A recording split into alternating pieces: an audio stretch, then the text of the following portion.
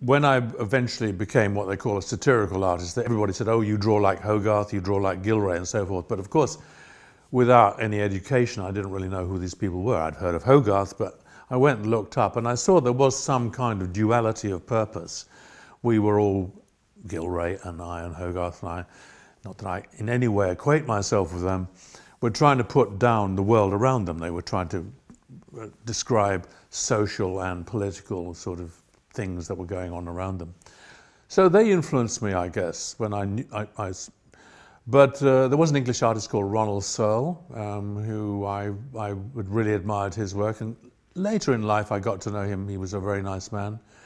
There was an English, a Romanian artist called André Francois, who did cartoons, but in a very kind of anarchic way. They weren't in the usual kind of easygoing sort of way.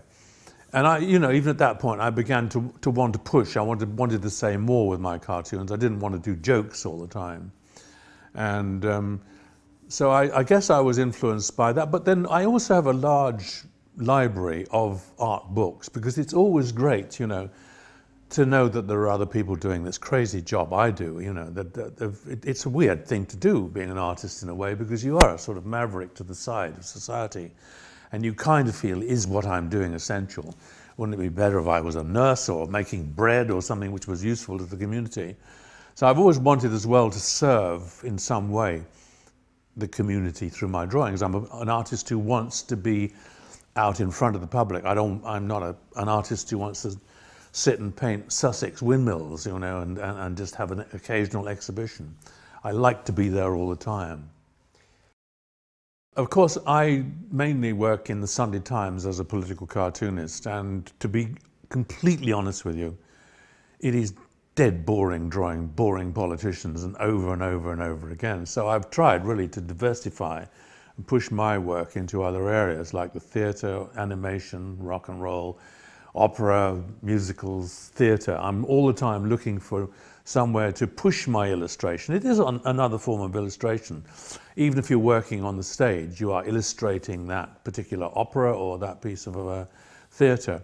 I first had a contact with the Pink Floyd when they wrote to me, or they telephoned me, I guess, or what had happened is I had been sent by the BBC to Los Angeles to make an animated film there.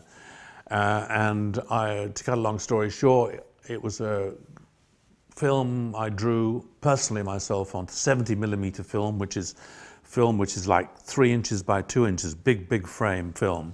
I drew directly onto it. And I drew everything American I could think of at the time, which was Statue of Liberty, Playboy magazine, Mickey Mouse, Donald Duck, ice cream, rockets going up, Vietnam, Black Power there was at the time. All of these things I put into a kind of stream of consciousness. And that, when it was shown on the BBC, was watched by 2 of the Floyd, Nick Mason and Roger Waters. And apparently they rang one another up and said, we've got to have this guy working for us. He's crazy. We should have him with us. So that's how I first got in, and I started drawing animation and so forth bit by bit. Interestingly enough, Roger Waters said, you know, just do some animation. I said, well, as an animator, you can't do that. You need a soundtrack to work to. You need something to work to. He said, it doesn't matter about that. Just do something. I'll stick it in somewhere on the music and it'll work. I said, well, I doubt it will, because, you know, when you come to a crescendo in the music, you need a crescendo in the drawing as well. He said, do it anyway. Well, that's what I did. I worked with these animators, and we worked blind. And we I used to then take reels of film, it was in those days, down to the gig, wherever it was, at Earl's Court or wherever. And they'd lace it up in the camera just before the show at some point. And it would seem to kind of work. I mean, you know, the brain makes a connection between the music and the vision, whether it's there or not. You'll find some way of making it work. So when it came to doing something for the war with Roger Waters, there is a sequence in it which is called Goodbye Blue Skies, which is about the time before the Second World War, when everything, you know, was blue skies, and then when the war started, everything darkened.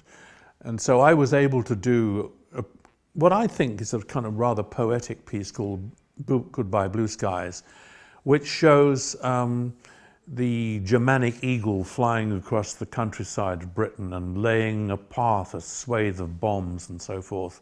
And from these flaming bombs grows up a sort of warlord. Then there are creatures called the frightened ones, which live down on, like troglodytes under the ground, and they come out of the ground at night. And they wear gas mask heads. And as a child, I had to wear a gas mask as an asthmatic. And as an asthmatic, there's nothing worse than, you know, trying to put on a gas mask, because you can't breathe anyway, but putting on that claustrophobic thing was terrible. So all of this I was able to use. And you are able, I think, in one's life to put what you have experienced into your work, however boring it may seem to you.